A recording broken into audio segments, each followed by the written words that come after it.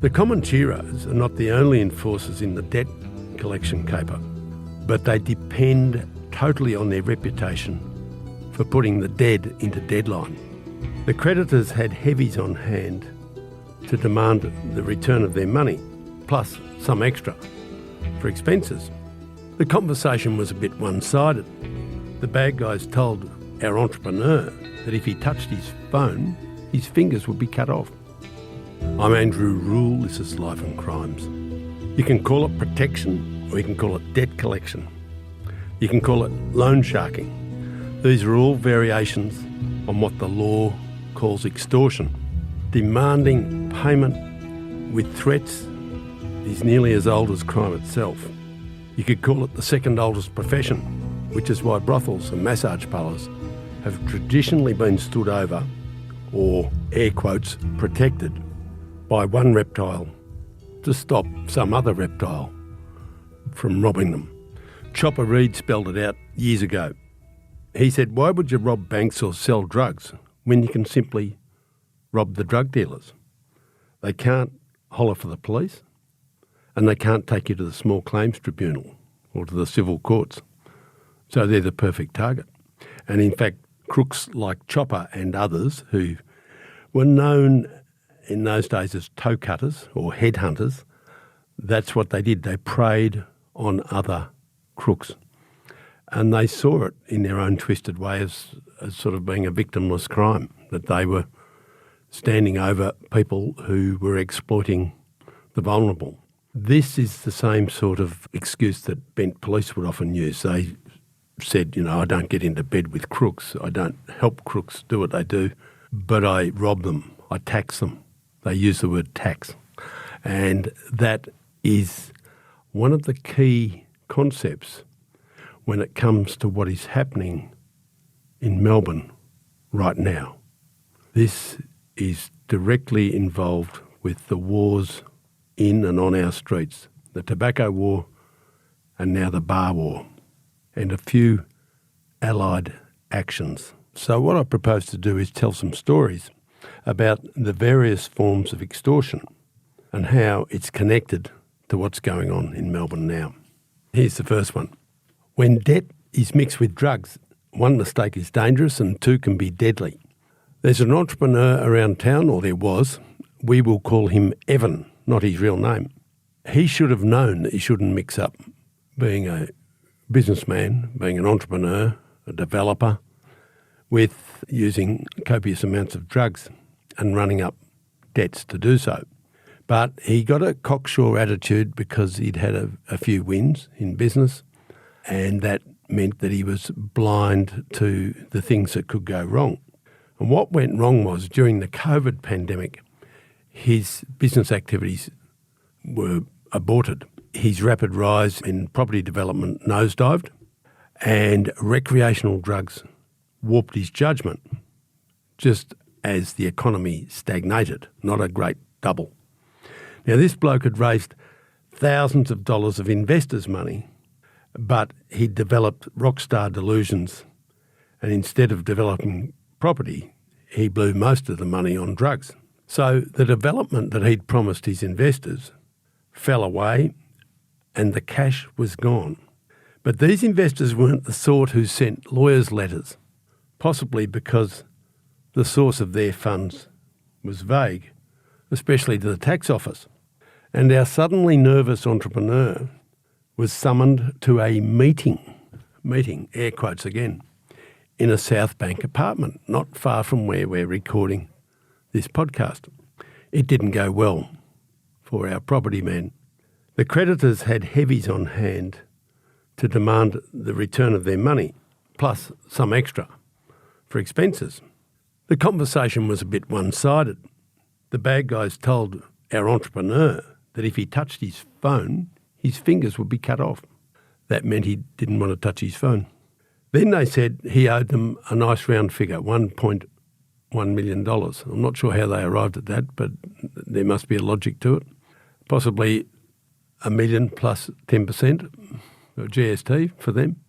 The phone ban was briefly lifted so he could call his parents, who were worried after a couple of days, to say he was in big trouble and needed to get hold of $1 million plus to clear debts to drug dealers who were going to hurt him badly, or perhaps worse.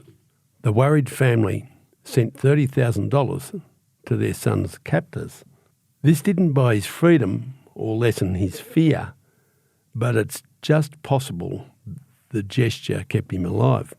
The terrified guy was held prisoner for 3 weeks, more than 3 weeks, and repeatedly assaulted and threatened. Now, this happened right here in an apartment in South Bank in Melbourne within spitting distance of Flinders Street Station. That happened. A man has been held in an apartment up high above the river and tortured. It's a Quentin Tarantino film happening right here in our city in real time. At one point, these guys held a knife to his throat. They told him his tongue would be cut out, and they menaced him with a blowtorch, the classic blowtorch to the belly or to the toes, the feet. Another time, a man armed with a Glock handgun pulled it out and put it to his head and said, "I'm going to put one in you unless you come up with the money." This went on for 25 days. It went on for at least 24 days. On the 25th day of this nightmare, our man woke up and realised that the apartment, for the first time, was totally quiet and empty. He looked around and no one else was there. And he was totally traumatised. He was terrified. He was distraught and he looked like death. But he sneaked out of the place. He was able to get out. He went downstairs and he spoke to the concierge, who was shocked to see the state he was in. And that is one story which actually ended up in the courts. Now, that guy survived, but not everyone does. When debt recovery morphs into extortion and torture. Recovering debts, which are usually inflated by vicious interest rates that loan sharks call the VIG, which is short for a word called vigorish. It's a very old word that applies to the margin in gambling and loan sharking. Recovering debts is a mainstay racket for standover men and outlaw bikie gangs, notably the Comanchero Club, which uses its fearsome reputation to terrify borrowers into begging or stealing or re-borrowing from someone else to pay the sums demanded. The Comancheros are not the only enforcers in the debt collection caper, but they depend totally on their reputation for putting the dead into deadline. A reputation like this makes the gang and other outlaw debt collectors confident that they can buy a debt from creditors at a massive discount and then terrify the debtor, the person who owes the money, into paying up in full. So I'm owed $200,000. I can't get it. I'm not up to forcing whoever it is. I go to the Comancheros or somebody similar. There might be interesting figures in Carlton and other places. And I say, I'm owed $200,000. Do you want to buy the debt? And I believe that some of these people will take it for probably half or less than the amount. And then they collect on the debt and they keep the balance. So they pay you $35,000 and they go and pick up 100 if they can. Good work if you can get it. And they do get it. Other enforcers are reputed to take half of any debt that they collect. So you get our old friend to pop in and see somebody and pick up $100,000. If he gets it, he gives you 50, if you're lucky. There's really not a lot you can do. Often for these sort of people, it's just a matter of making one or two menacing phone calls. Sometimes these collectors have been known to call the target from a vantage point very close to the victim's house. This is so that the enforcer can describe something in chilling detail, like the car in the drive, like the family dog, or like the children going out the driveway to go to school, or the garden, or whatever. They can do that in chillingly accurate detail. In fact, I think one of the people we're talking about once called a man who claimed to be interstate on business, and the caller said, "Well, that's funny. I'm looking in your dining room window and I can see you walking around in the house on the phone. Isn't that amazing? So you're not actually in Noosa, you're in North Balwyn or whatever it was. So the man paid up very rapidly. In other words, these rackets, this extortion, protection, loan sharking, they run entirely on fear. The ugly stuff starts when the target isn't frightened enough. Take the case of a man called Mithat Rasimi. Mithat was a tough guy. He used to run with the Mockbell drug company. He was a hard man inside the Mockbell group back when it was flying. At the time we're talking, when he hit a hurdle, he was 51 years old, and for most of his life he'd been a pretty hard case. Mithat didn't blink when trouble turned up, and in this case it cost him his life, even though he personally didn't owe the debt. When Rasimi was shot dead close to his house in Dandenong South in 2019, investigators later pieced together the chilling links between money and murder. It turns out that a friend of this Mithat Rasimi owed $200,000 over a property deal gone wrong probably, and this friend wasn't paying. Either he didn't have it or he didn't want to pay it or whatever. The creditor, the one owed the money, called in the Comancheros, whose message was brutally simple: pay up or else, the usual. But the man owing the money took refuge in numbers. He belonged to a very potent ethnic minority. He sought the protection of his fellow countrymen. And what this meant was that when a crew of Comanchero enforcers, maybe 4 or 5, summoned to a meeting to talk over the debt, when they found themselves surrounded by 80 hostile men, it changed things for them a bit. The 80 hostile men made it clear that the bikies might leave the building alive, but only if they behaved meekly and politely. And that's what happened. But this obviously is not something that is good for business when you're in the standover business. This massive loss of face by the Comancheros was guaranteed to sign someone's death warrant. Someone had to pay for the loss of face. It was no longer really about the measly $200,000 debt. It was about something more than money. It was about honour and the gang's standing in the underworld. If you don't collect and you don't enforce, who's going to be scared of you in the future? Now, our man Rasimi, as I said, he was a former Mockbell henchman. He would never go to the police. He was tough and he was proud, and he thought he could stare down the threat. That would be partly because he did have the backup of his 80 countrymen. But anyway, he was wrong. The Comancheros had to strike back, and Rasimi, sadly for him, was the most visible target among the scary mob that had outnumbered the bikies. In fact, Rasimi was very stiff because he was a strong, fit, muscly guy that attended, like a lot of these people, a tough gym where he pumped a lot of iron to keep up the biceps and all the rest of it. And it turns out that his home address was in the computer records of a local gymnasium around the Dandenong area. And this is proof that physical fitness can be fatal. They knew immediately where he lived, and so they said, he's the one, we can get him. So 2 Comanchero prospects, as they call them, these are hang-arounds that want to get into the club and get patched and, be the full Monty. These 2 guys, one called Lysini Kakato and another one called Richard Ean. They ambushed Rasimi driving near his house on March the 3rd of 2019. Kakato emptied a .22 pistol into Rasimi, while Richard Ean drove the car. Now, just weeks later, interestingly, Kakato and Ean, the getaway driver, and the man who supplied the getaway car were all rewarded with Comanchero patches. The Comancheros had this big function, party, time, whatever, and they gave these guys their patches. Now, that wasn't good because that fact did not go unnoticed. Clearly, there would have been some mention of it online, in social media, whatever, but it happened. It was known to have happened.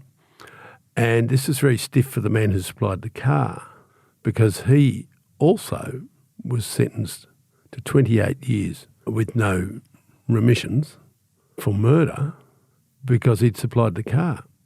Even though he wasn't present, even though he hadn't touched the gun, he wasn't there, he'd merely supplied the car. But he'd made one fatal error when someone spoke to him about getting his Comanchero patch. He'd mentioned the reason for it, and the reason was no car, no murder. So he implicated himself. And those words came back to haunt him in the Supreme Court, and he got his 28 years along with the shooter and the driver. So it wasn't a good result for those three. But in the scheme of things, hired killers and arsonists and leg breakers, bomb throwers, are totally disposable. They're just pawns with walk-on parts in a criminal racket that reinvents itself with every generation. As I've said, it takes various forms, ranging from protection rackets to loan sharking to blackmail. But they're all variations on the theme of extortion.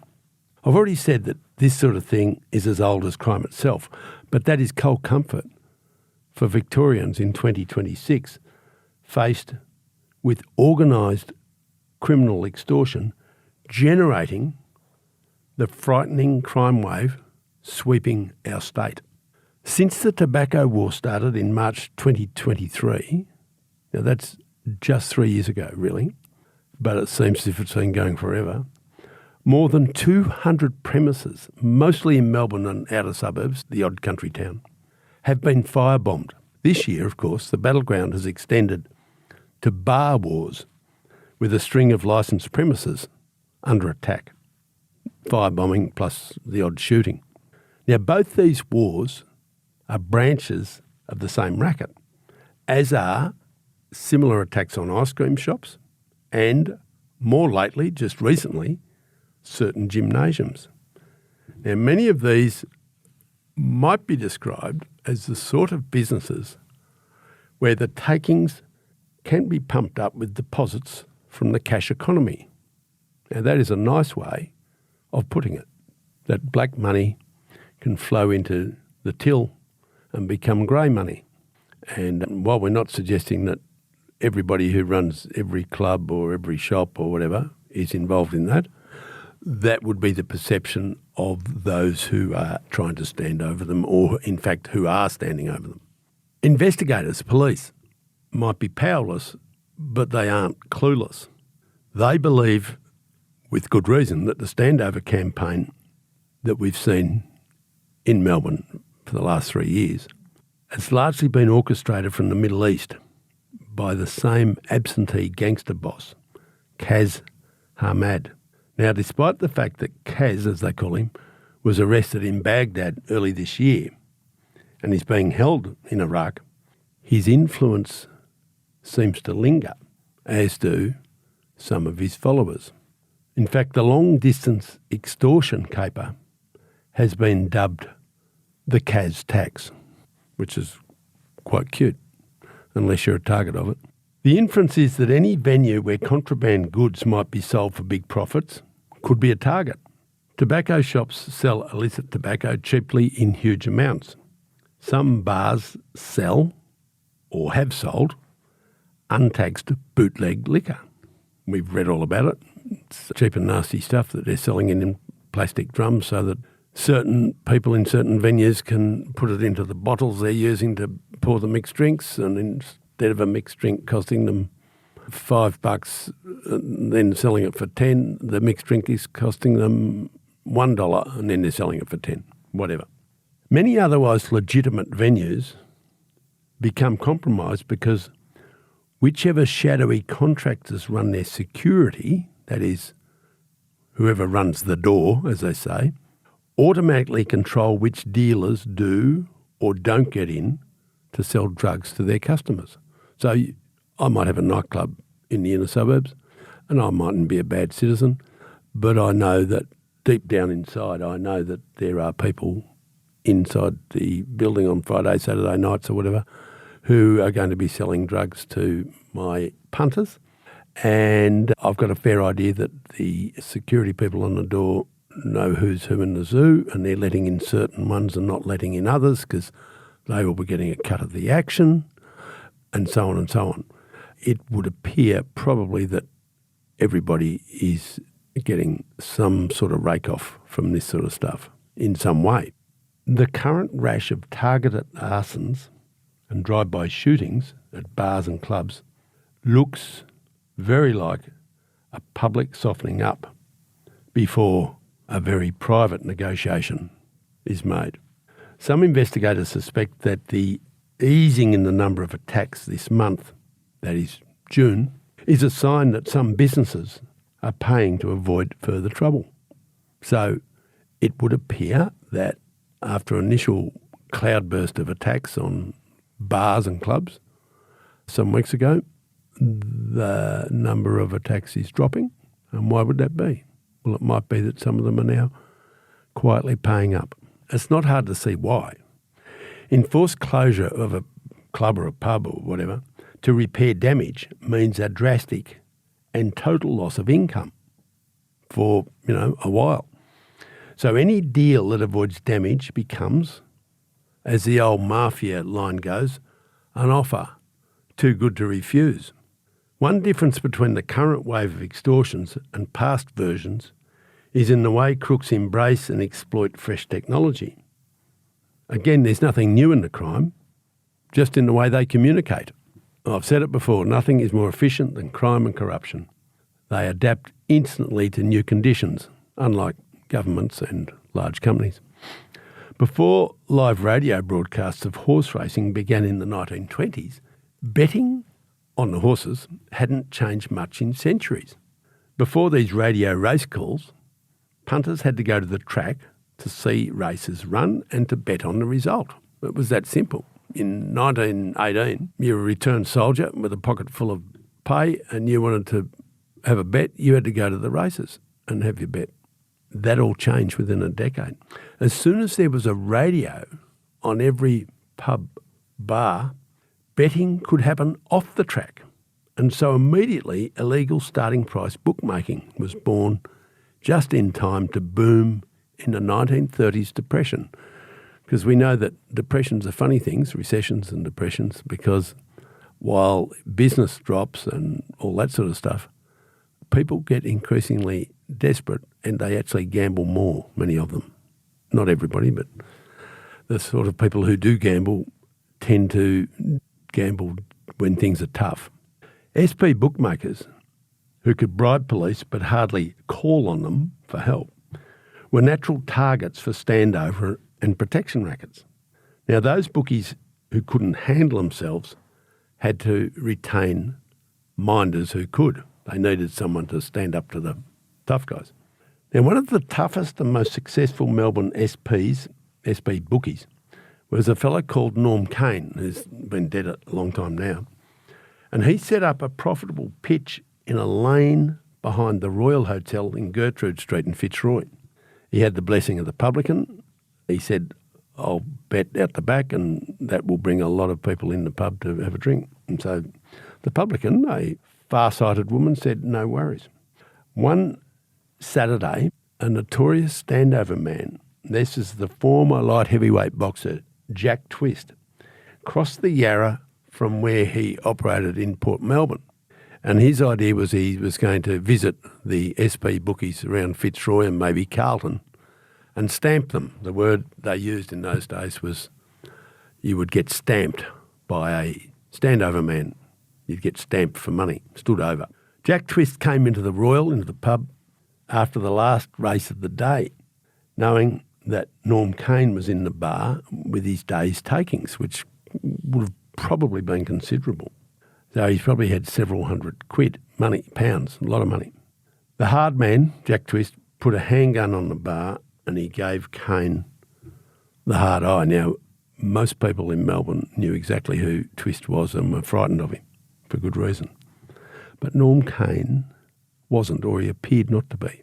He held his gaze, and while he's looking back, he just knocked something to the floor, a coin or something, and he bent down as if he was going to pick it up. But when he came up, he didn't come up with the sixpence or whatever he dropped.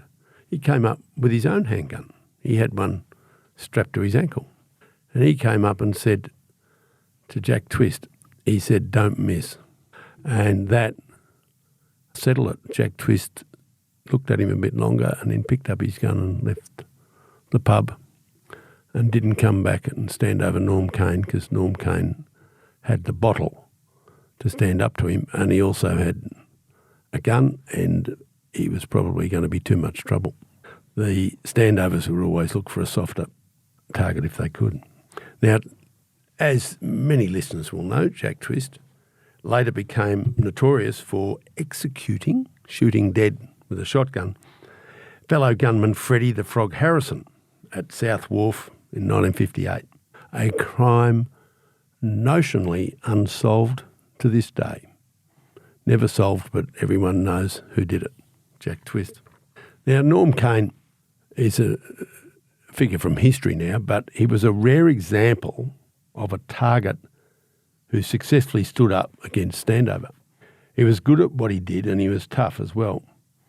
But it was the new radio technology that helped him set up a family bookmaking dynasty. And it was the nationwide installation of telephones later that kept SPs in money long after they stopped working in back lanes and pub bars. My point being that technology changes, but the crime remains the same.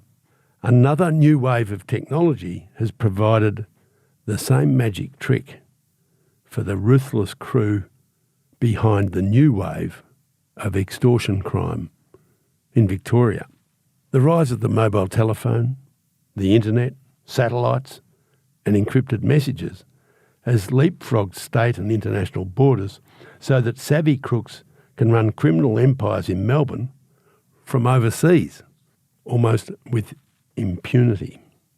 They use faceless middlemen to recruit underage offenders to firebomb or shoot up target premises.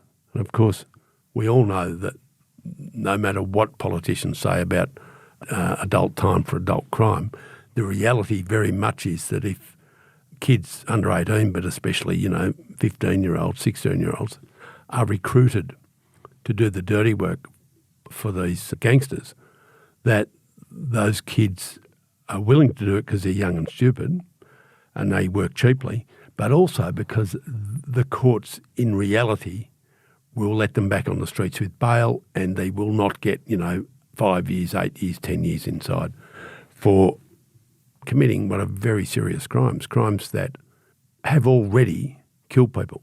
Arsons have already killed people in Melbourne, and there's no doubt it'll happen again. And the usual people, the pawns in the game, are these young people who are set up by middlemen who are acting on the orders from overseas. None of it detectable, very little of it detectable, because the person doing the crime doesn't know who it is that's actually paying for it to be done. So state police can't reach the masterminds in the Middle East or elsewhere, but the bad guys can very easily reach the other way. They're sort of puppet masters jerking invisible strings. So this is what happens. Some foot soldier walks into a target business, relays a message, or sometimes it's always a he, simply holds out a mobile phone already connected to someone a world away who tells the target to pay up, or the next visit will be someone with jerry cans or guns coming in hot. Thanks for listening. Life and Crimes is a Sunday Herald Sun production for True Crime Australia. Our producer is Jonty Burton. For my columns, features and more, go to heraldsun.com.au/Andrew Rule, one word. For advertising inquiries, go to newspodcastssold@news.com.au. That is all one word, newspodcastssold. And if you want further information about this episode, links are in the description.